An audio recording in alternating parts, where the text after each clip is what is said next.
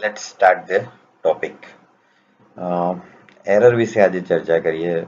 આપ સૌ પેમેન્ટ કરી રહ્યા છો ત્યારે અ, અમુક વાર એરર આવે છે. તો જે એરર આવે છે જે મિત્રોને, એમના માટે સ્પેશિયલ હું અત્યારે અહીંયા એક સરસ મજાનો વિડીયો બનાવી છું. અને ચાલો ચેક કરીએ કેવા પ્રકારની એરર આવે છે.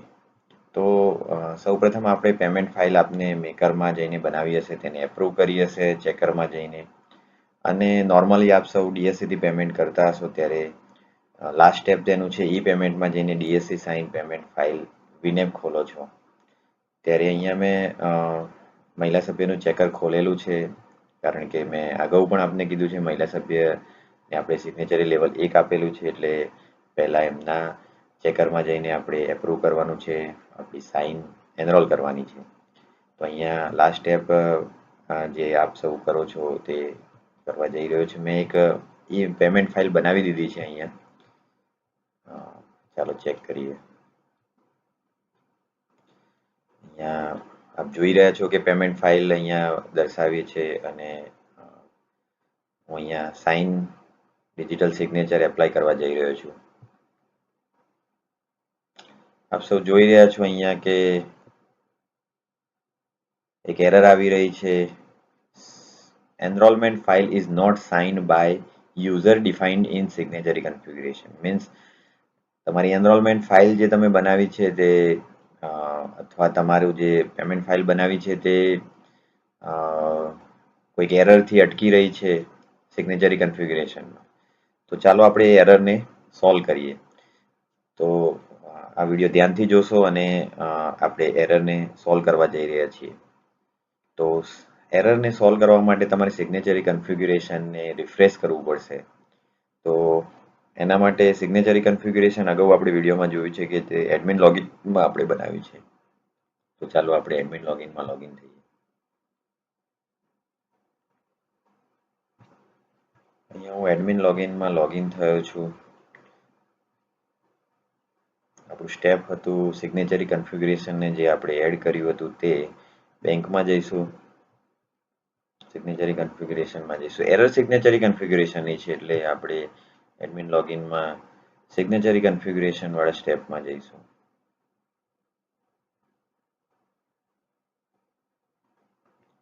મિત્રો અહીંયા આપણે સિગ્નેચરી કન્ફિગ્યુરેશન અહીંયા કરેલું છે, તમે જોઈ રહ્યા છો. તો એરરને હટાવવા માટે પહેલા અહીંયા એડિટમાં જઈશું. એડિટમાં અહીંયા ડીએક્ટિવેટ બતાવે છે, તો તેને ડીએક્ટિવેટ કરીશું, સેવ કરીશું.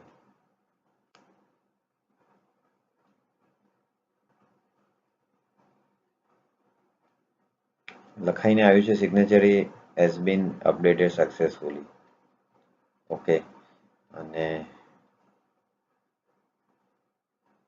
હવે હેડ ટીચરનું સિગ્નેચરી જે લેવલ 2 હતું સિગ્નેચરી લેવલ, તેને પણ એડિટ કરીશું.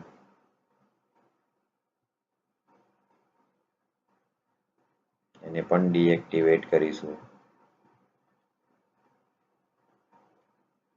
સેવ કરીશું.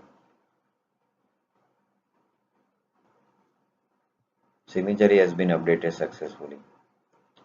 અહીંયા મેં બંને સ્ટેપને ડીએક્ટિવેટ કરી દીધા છે.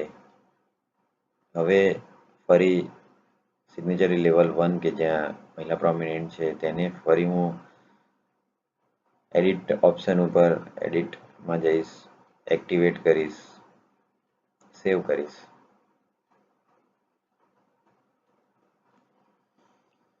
Signatory has been updated successfully. ફરી નીચે હેડ ટીચરના સિગ્નેચરી લેવલ 2 ઉપર એડિટ કરીશું, એક્ટિવેટ કરીશું.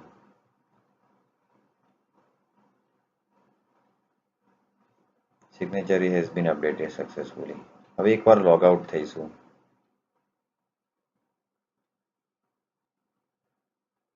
હવે સિગ્નેચરી કન્ફિગ્યુરેશનને એપ્રૂવ કરવા માટે ચેકરમાં જવું પડે છે.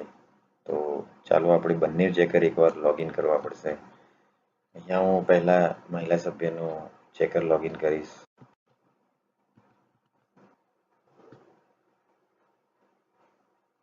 મહિલા સભ્યનું ચેકર લોગિન કર્યું છે મેં. હવે હું બેંકમાં જઈશ અને એનરોલ એકાઉન્ટ ડીએસસી વિનેપમાં જઈશ.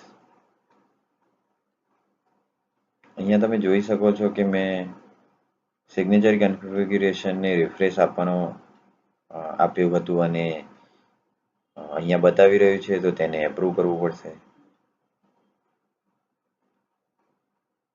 વેઇટ કરીશું.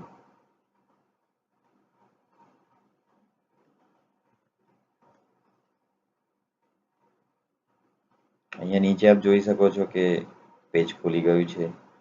ડિજિટલ સાઇન એડ કરીશું. 1 2 3 4 5 6 7 8 આપણો ડિફોલ્ટ પાસવર્ડ છે. એનરોલમેન્ટ ફાઇલ સાઇન સક્સેસફુલી આવી ગયું છે. આપણી ડીએસસી જ્યારે આ પ્રક્રિયા કરતા હોય ત્યારે તમારી બંને પેન ડ્રાઈવને તમારા કમ્પ્યુટર લેપટોપમાં ઇન્સર્ટ કરેલી રાખજો, જેથી કરીને જે સાઇન તમે અહીંયા ઇન્સર્ટ કરી રહ્યા છો તો તે ઓટોમેટિક લઈ લે. હવે અહીંયા લોગઆઉટ થઈશું. આપણું બીજું ચેકર છે તેમાં લોગિન થઈશું.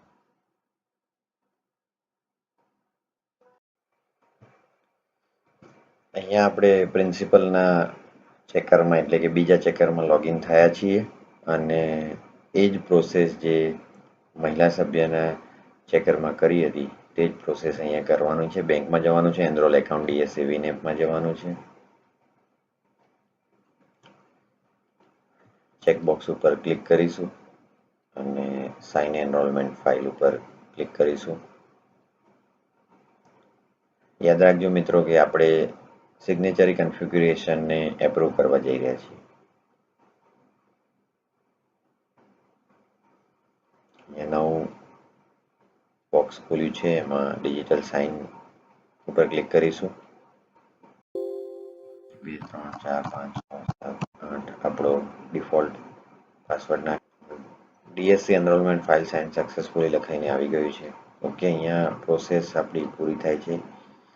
તો હવે સિગ્નેચરી કન્ફિગ્યુરેશન રિફ્રેશ થઈ ગયું છે. અહીંયા લોગઆઉટ થઈ જઈશું કારણ કે મહિલા સભ્યમાં આપણે સિગ્નેચરી લેવલ 1 નંબર આપ્યું છે, એટલે લોગિન થઈશું.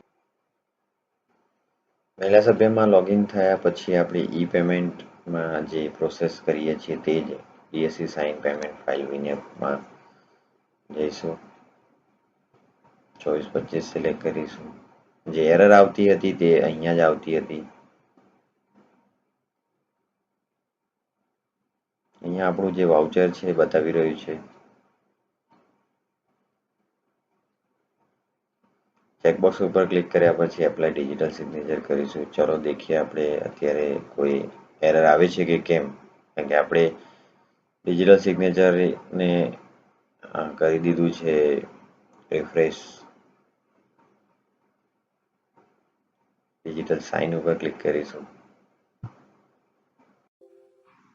પેમેન્ટ ફાઇલ સાઇન સક્સેસફુલી અહીંયા લખાઈને આવી ગયું છે. પિન નંબર માગ્યો નથી કારણ કે કેટલીક વાર એકવાર પિન આપેલો હોય તો ફરી માગતો નથી. બંને ડિજિટલ આપણી જે ડીએસસી પેનડ્રાઈવ છે તે ભરાયેલી હતી. તો અહીંયા એરર હવે જતી રહી છે, તમે જોઈ શકો છો. મહિલા સભ્યમાં આપણે પેમેન્ટ ફાઇલને એપ્રૂવ કરી દીધી છે. તે જ રીતના અહીંયા લોગઆઉટ થઈને પ્રિન્સિપલનું ચેકર લોગિન કરીશું. પ્રિન્સિપલનું ચેકર લોગિન કર્યું છે એ જ પ્રોસેસ અહીંયા પણ કરવાની છે, કારણ કે 2 પેનડ્રાઈવ છે આપણી જોડે. બંને પેનડ્રાઈવના સિગ્નેચર આપણે કોઈ બી પેમેન્ટ ફાઇલની અંદર અપલોડ કરવાના હોય છે.